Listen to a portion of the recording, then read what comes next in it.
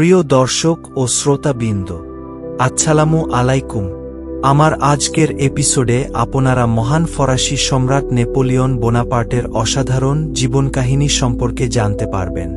বিস্তারিত জানতে চ্যানেলটি সাবস্ক্রাইব করে ভিডিওটি শেষ পর্যন্ত দেখুন। ইতিহাসের পৃষ্ঠায় এমন কিছু মানুষ আছেন যাদের জীবন কাহিনী কেবল একজন ব্যক্তির জীবনই নয়, একটি সম্পূর্ণ যুগের ইতিহাস। নেপোলিয়ন বোনাপার্ট তাদেরই একজন।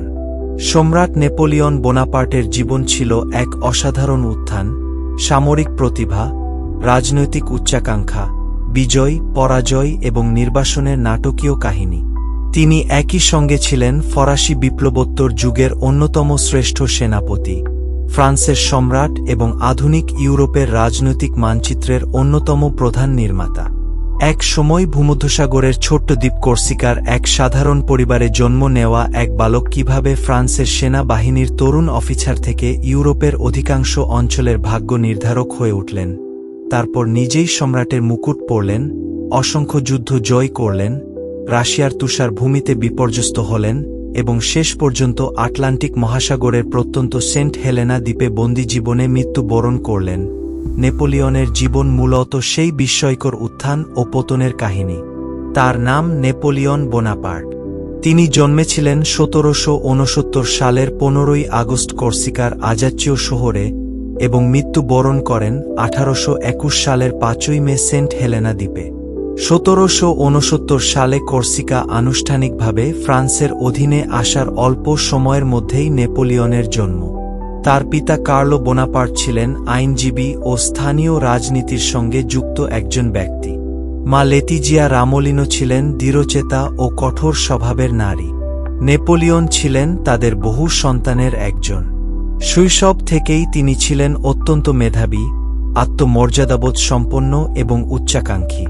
কর্সিকার স্বাধীনতার আকাঙ্ক্ষা তার মনে গভীর প্রভাব ফেলেছিল এবং ভাগ্যের অদ্ভুত পরিক্রমায় সেই কর্সিকান বালকই পরবর্তী জীবনে ফ্রান্সের সম্রাট হয়ে ওঠেন।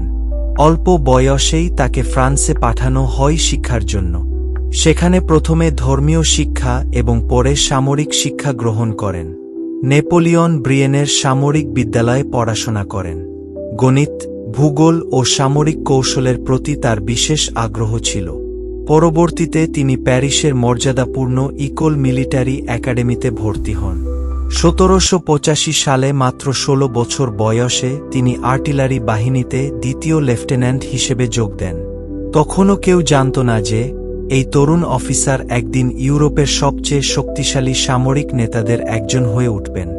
১৭৮৯ সালে ফরাসি বিপ্লব শুরু হলে ফ্রান্সের রাজনৈতিক ও সামাজিক কাঠামো আমূল বদলে যায়। রাজতন্ত্র দুর্বল হয়ে পড়ে।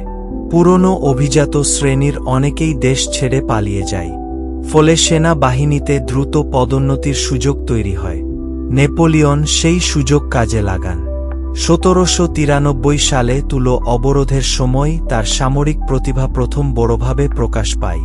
তিনি কামানের অবস্থান ও আক্রমণের কৌশল এমনভাবে পরিকল্পনা করেন যে ফরাসি বাহিনী ব্রিটিশ সমর্থিত শক্তির কাছ থেকে তুলো পুনর্দখল করতে সক্ষম হয়। মাত্র ২৪ বছর বয়সে তিনি ব্রিগেডিয়ার জেনারেল পদে উন্নীত হন। এটাই ছিল তার দ্রুত উত্থানের সূচনা। ১৭৯৫ সালে প্যারিসে রাজতন্ত্রপন্থী বিদ্রোহ দেখা দিলে নেপোলিয়নকে বিদ্রোহ দমন করার দায়িত্ব দেওয়া হয়। তিনি অত্যন্ত কঠোরভাবে বিদ্রোহ দমন করেন। এই ঘটনার পর ফরাসি রাজনৈতিক নেতৃত্বের কাছে তার গুরুত্ব বহুগুণ বেড়ে যায়। তখন তার বয়স মাত্র ২৬ বছর। ১৭৯৬ সালে নেপোলিয়ন জোসেফিন বোহার্ন্যাকে বিয়ে করেন। জোসেফিন ছিলেন আকর্ষণীয়, সামাজিকভাবে প্রভাবশালী এবং প্যারিসের অভিজাত মহলে পরিচিত একজন নারী। তাদের সম্পর্ক ছিল আবেগ, ভালোবাসা, ঈর্ষা ও দ্বন্দ্বে পরিপূর্ণ। নেপোলিয়ন সামরিক অভিযানে থাকলেও জোসেফিনের প্রতি তার গভীর আকর্ষণ ছিল। তাদের দাম্পত্য জীবনে সন্তান না হওয়া পরবর্তীতে নেপোলিয়নের রাজনৈতিক জীবনে গুরুত্বপূর্ণ হয়ে ওঠে।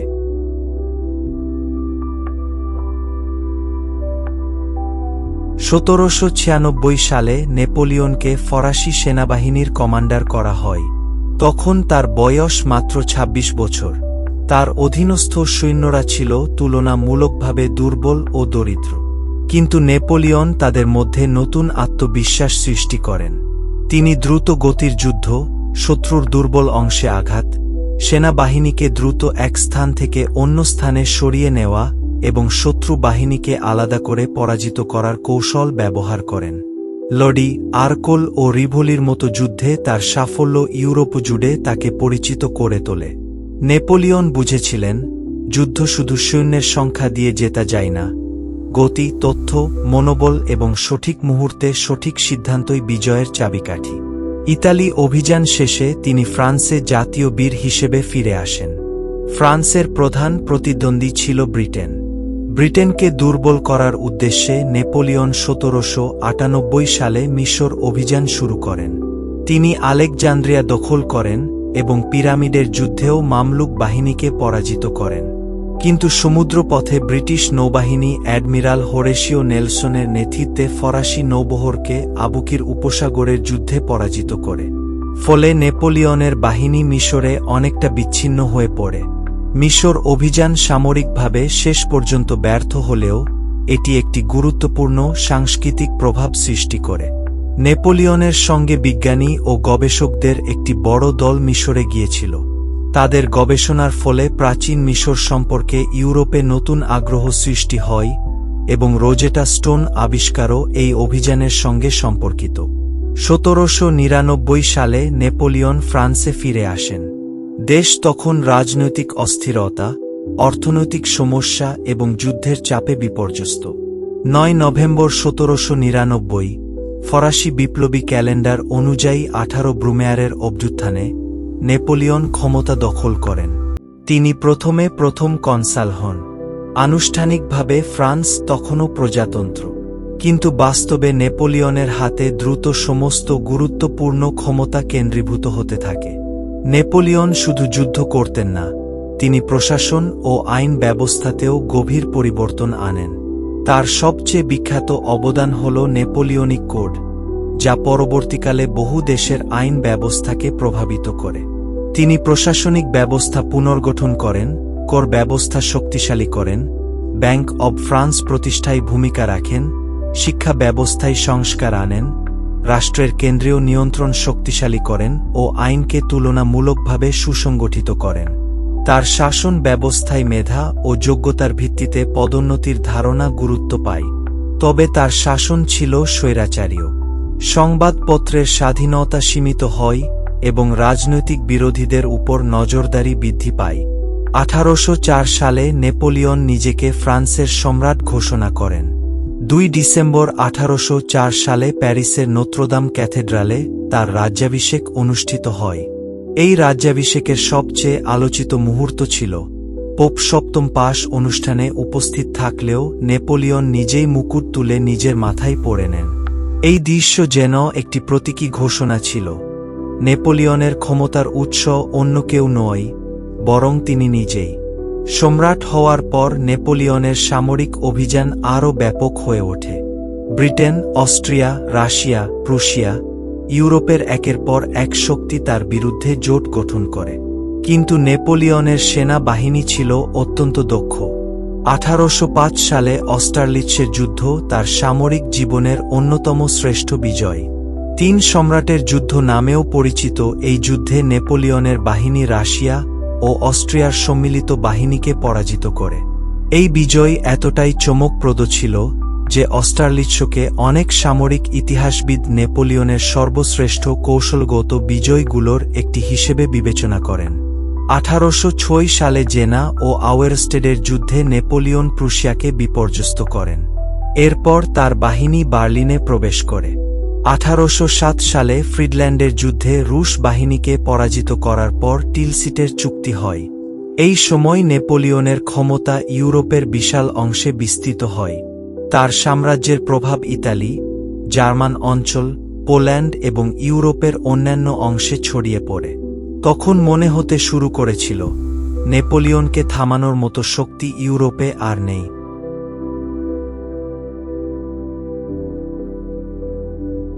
ব্রিটিশ নৌবাহিনীকে সমুদ্রে পরাজিত করা কঠিন ছিল। 1805 সালের ট্রাফালগারের যুদ্ধে ব্রিটিশ নৌবাহিনী ফরাসি স্প্যানিশ যৌথ নৌবহরকে পরাজিত করে।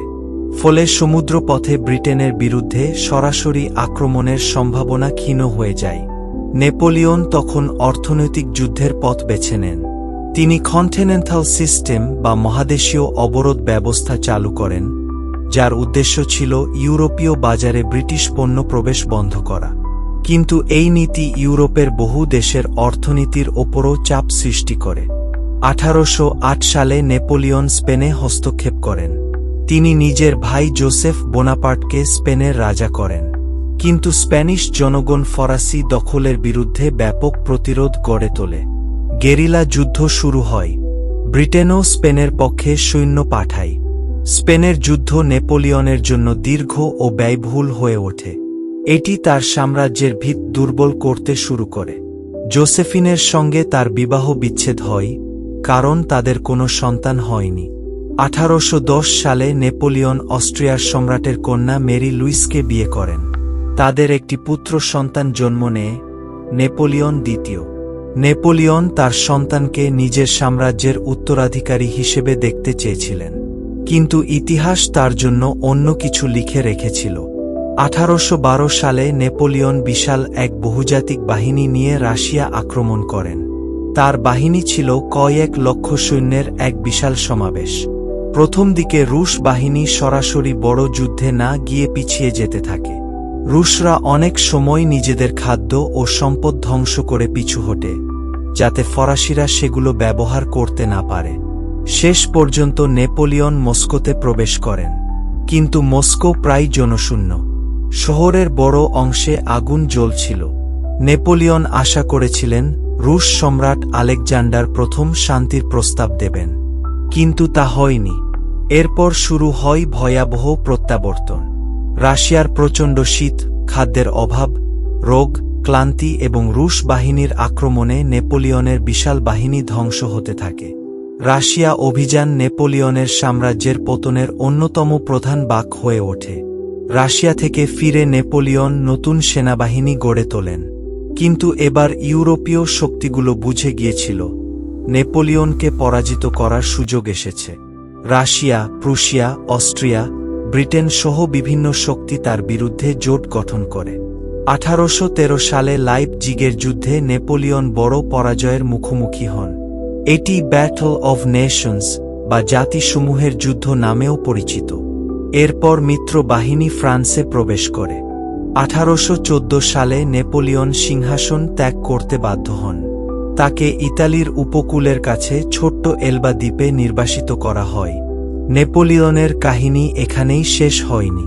1815 সালে তিনি এলবা দ্বীপ থেকে পালিয়ে ফ্রান্সে ফিরে আসেন। ফরাসি সৈন্যরা তাকে আটকাতে এগিয়ে এলে নেপোলিয়ন তাদের সামনে দাঁড়িয়ে বলেন, সৈন্যরা চাইলে তাদের সম্রাটকে গুলি করতে পারে। কিন্তু সৈন্যরা তার সঙ্গে যোগ দেয়। নেপোলিয়ন আবার প্যারিসে প্রবেশ করেন। ফরাসি ইতিহাসে শুরু হয় তার 100 ডেজ, অর্থাৎ 100 দিনের প্রত্যাবর্তন। ইউরোপীয় শক্তিগুলো আবার তার বিরুদ্ধে সেনাবাহিনী গড়ে তোলে।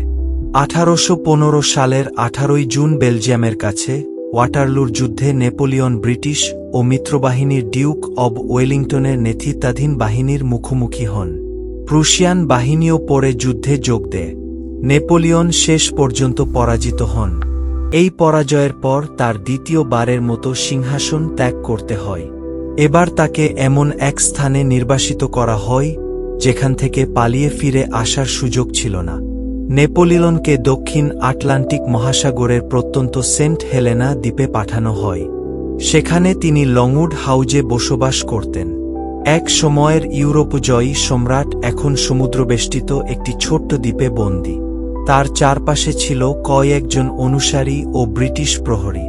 তিনি স্মৃতিচারণ করতেন, নিজের জীবনের ঘটনা লিখে রাখতেন এবং ইউরোপের রাজনীতি নিয়ে আলোচনা করতেন। তার জীবনের শেষ বছরগুলো ছিল একাকিত্ব, অসুস্থতা ও অতীতের স্মৃতিতে ভরা।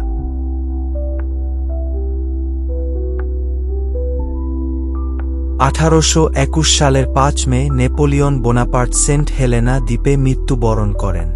তার বয়স হয়েছিল মাত্র 51 বছর। তার মৃত্যুর কারণ নিয়ে ঐতিহাসিক ও চিকিৎসাবিদদের মধ্যে দীর্ঘ আলোচনা রয়েছে। পেটের রোগ, বিশেষ করে পাকস্থলীর ক্যান্সারকে একটি প্রধান সম্ভাব্য কারণ হিসেবে ধরা হয়। এক সময়ের ইউরোপের সবচেয়ে ক্ষমতাবান মানুষটি শেষ নিঃশ্বাস ত্যাগ করেন পৃথিবীর এক প্রত্যন্ত দ্বীপে। নেপোলিয়নের গল্প মৃত্যুর সঙ্গে শেষ হয়নি। 1840 সালে তার দেহাবশেষ ফ্রান্সে ফিরিয়ে আনা হয়। প্যারিসে তার দেহ রাষ্ট্রীয় মর্যাদায় সমাহিত করা হয়। আজ তার সমাধি প্যারিসের লেস ইনভ্যালাইডেজে অবস্থিত। নেপোলিয়নের সবচেয়ে বড় পরিচয় তার সামরিক প্রতিভা। তিনি যুদ্ধক্ষেত্রে কয়েকটি বিষয়কে বিশেষ গুরুত্ব দিতেন, যেমন শত্রু প্রস্তুত হওয়ার আগেই আক্রমণ, শত্রুর দুর্বল অংশে বিপুল শক্তি একত্র করা, শত্রুর অবস্থান ও গতিবিধি সম্পর্কে দ্রুত তথ্য সংগ্রহ, সৈন্যদের মধ্যে আত্মবিশ্বাস তৈরি করা, যুদ্ধক্ষেত্রে পরিস্থিতি পরিবর্তিত হলে দ্রুত কৌশল পরিবর্তন। তার সেনাবাহিনী শুধু অস্ত্রের জন্য নয়, সাংগঠনিক দক্ষতা ও গতিশীলতার জন্য বিখ্যাত ছিল। নেপোলিয়নকে শুধু মহান বীর অথবা শুধু স্বৈরশাসক কোনো একটি মাত্র পরিচয়ে সীমাবদ্ধ করা যায় না।